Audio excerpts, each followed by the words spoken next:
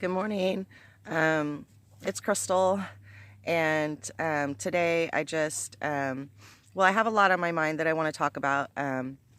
First of all, I wanted to talk about yesterday I spoke to my auntie I haven't spoken to her in a year, longer, maybe 3 years actually. Anyway, I love her very much. Um, but she communicated to me a couple of things, she communicated to me that um, well, one, that she's in an abusive relationship, and I rebuke abuse of any kind. Love is the fulfillment of the law. And that she's dating a man that's much younger than her and that is worshiping a voodoo doll. Um, and she communicated to me that my cousin's ex-husband worships the devil and devil horns. And he's constantly trying to get her to go and get these devil horns. And I rebuke the devil. Satan, get behind me. Because if it were not for God, there would be no devil. Even Satan belongs to God. Ephesians 6, put on the full armor of God, everybody. Satan is real. This is a real thing. It's not a joke. One of the things he keeps telling my auntie is that to make 3 wishes and they'll be granted. And I just want to point something out. Although I'm lifting this man up to God in prayer, love is the fulfillment of the law. And so I love my brothers and sisters, my mothers and fathers, my cousins, my family and friends. The thing of it is that it's God's will. And so I'm lifting this man up.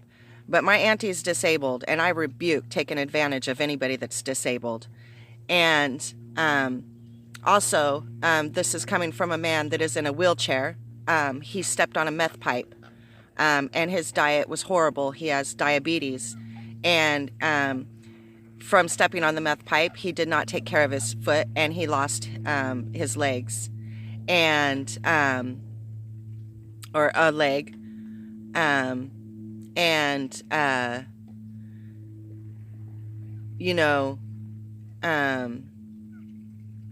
if you can make 3 wishes to the devil, then how come you're not making 3 wishes to the devil to heal yourself?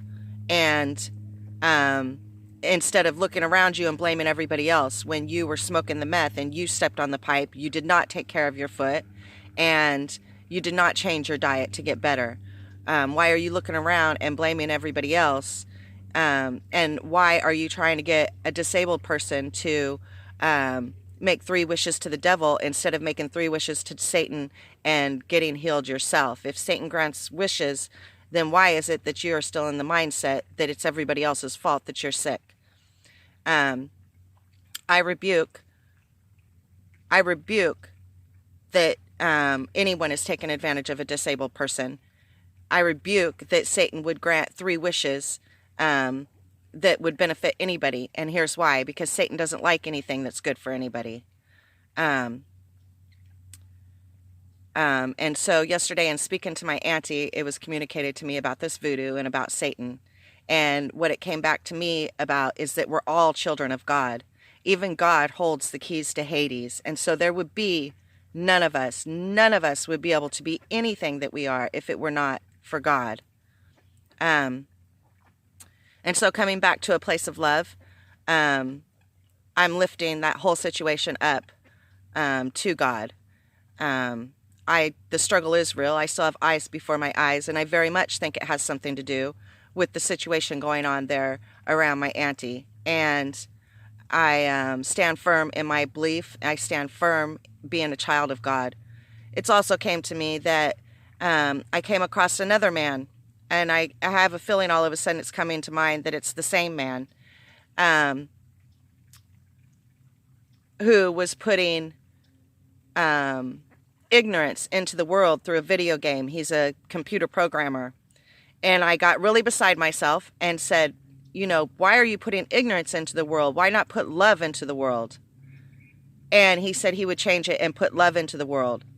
The whole point in this is that, we can create computer programs. When he was putting ignorance out into the world, he was doing it as a game. and wanted to see how many people would take the bait. And what that does for me is it comes to mind that there's some things going on with me. My youngest son sent me a text and he said, we just want to see what you're going to do for family and friends. Sometimes people can make people believe things about a certain person that are absolutely untrue, and they do it as a game. The internet can be messed with. Things can be shown to you to make you think that things are a certain way. Just to see how many people will take the bait. I am flesh and bone. I am a child of God. I cannot do anything for anybody that they can't do for themselves. I can barely do for myself right now. Although I want to be a healer, that is my main goal in life. I have to heal myself. God, I have to trust in God and be patient, and let God heal me and then heal myself before I can heal anybody else. And it's going to take a lot of work to become a healer.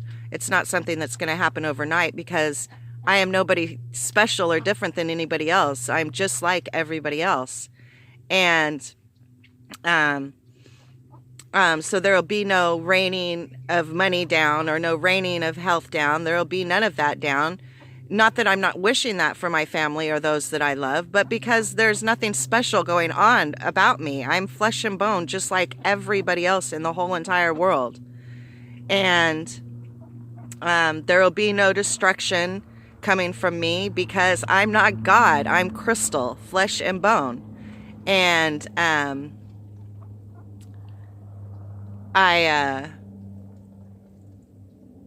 just had that revelation that, people are creating these situations to see how many people will take the bait and go for it. And so just remember that we're all children of God. The struggle is real. The eyes are still before my eyes. And I do believe that it is something to do with voodoo.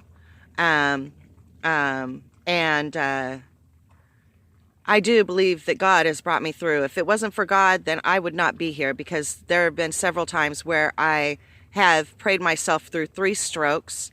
I told you guys about the story about walking the 13 miles. I have been through outrageous situations where, by all means, I should not be here.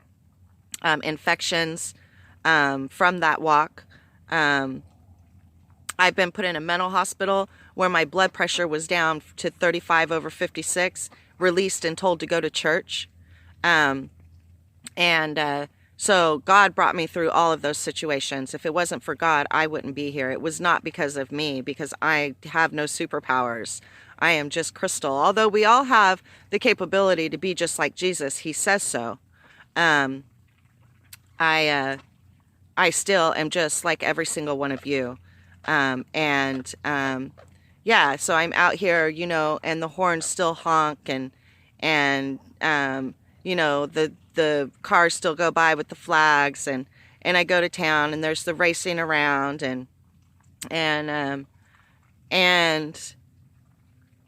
it's just becoming a part of life now, to the point where I just honk my horn back. The horn honks at me, and I honk the horn back.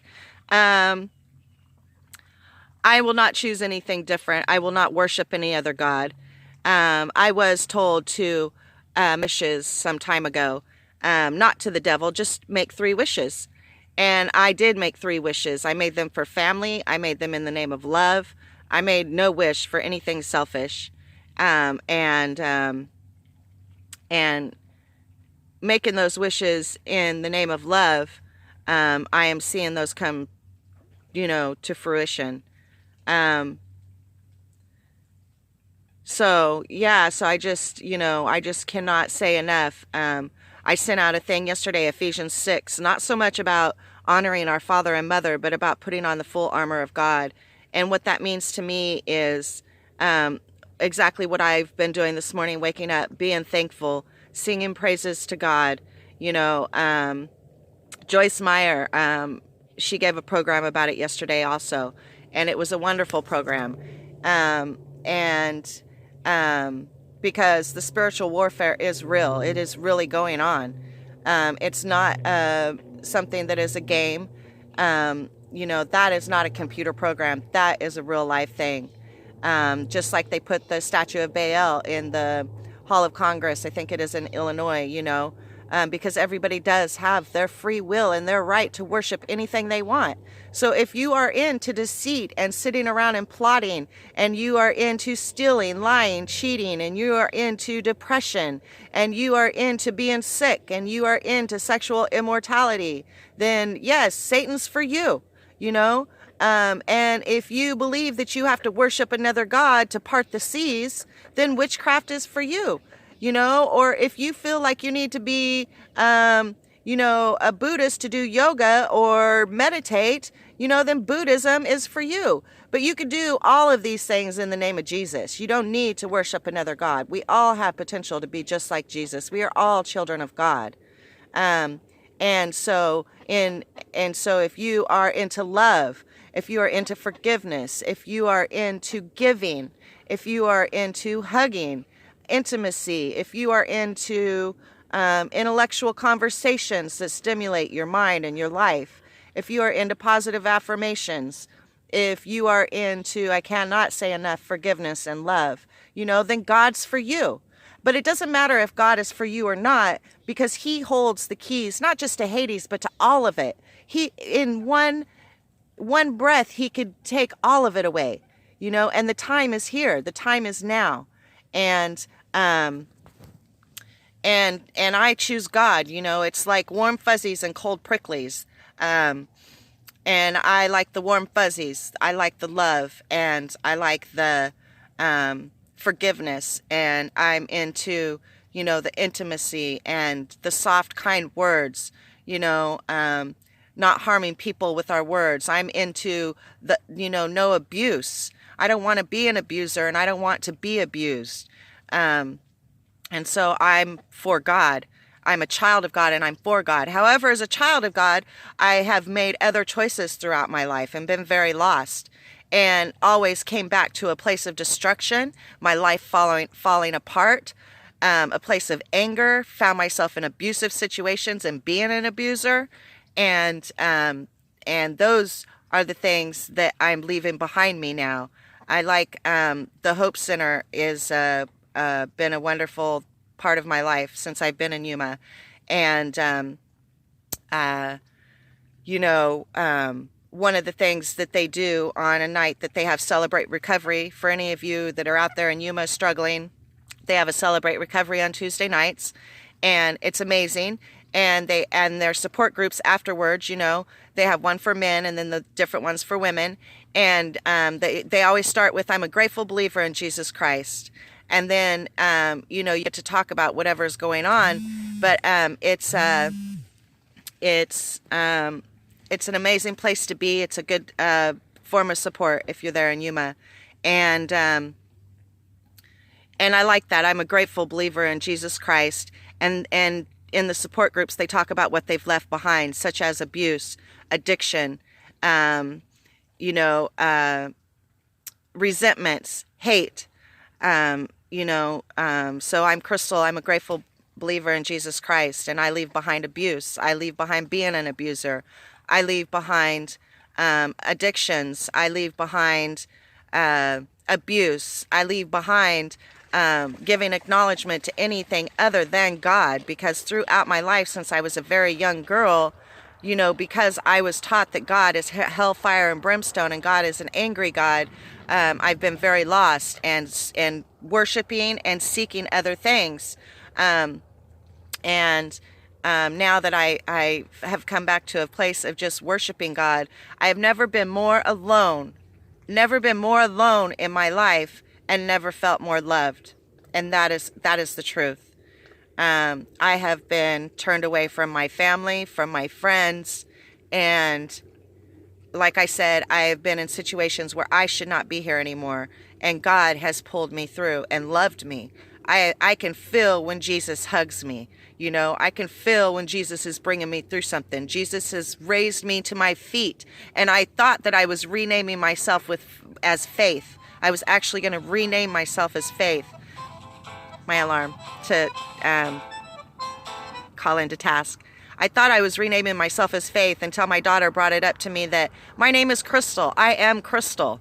I'm not Faith. So I decided that I'm Crystal and I walk with faith. And so, yeah, my name is Crystal and I walk by faith. And that's another thing that's part of God. And it's a real thing, is to have faith, you know. And so putting on the armor of God yesterday is a message that I was sending to people I love. And that's just coming back to a place of gratitude. In the mornings when you wake up, be thankful for everything around us. Praise the name Jesus. Love the name Jesus. You know, in loving Jesus, we love ourselves. We are all a part of everybody. There, you know, and Talia Keys is another beautiful person. I love her song that says, there is no us against them, and there is no you against me. There is only us. There's only us. We are all one, and we are all connected. So yeah, Talia Keys, if you haven't checked them out. And also, I just want to come back and say that love is the fulfillment of the law, you know. And so if you're going through what I'm going through right now and you feel like you're not loved, you are loved. And the more love you put out, you will get love back. You know, because when we love, anything we put out, we do get back. It's the law of the universe. And so, yeah. And so I want to read something this morning, also.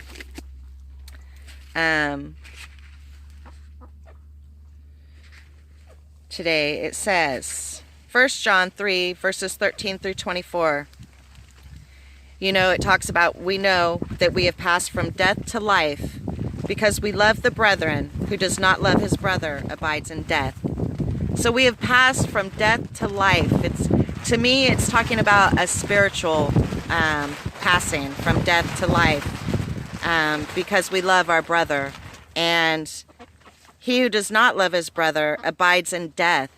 And that means the depression, and that means the ongoing problems with addiction that bring depression no matter what. Addiction is cunning, baffling, and powerful. I am still struggling with my addiction over nicotine. I have a pack of cigarettes again. So stressful for me. And you know what? My faith and my love for Jesus Christ is still not wavered. And I immediately, when I started to feel bad about myself, I opened up the Bible and it started talking about, you know, what we put through our bodies, it does not pass through our minds and our hearts. It does not have to defile us. It's what we tell ourselves and what we feel about it that defiles us.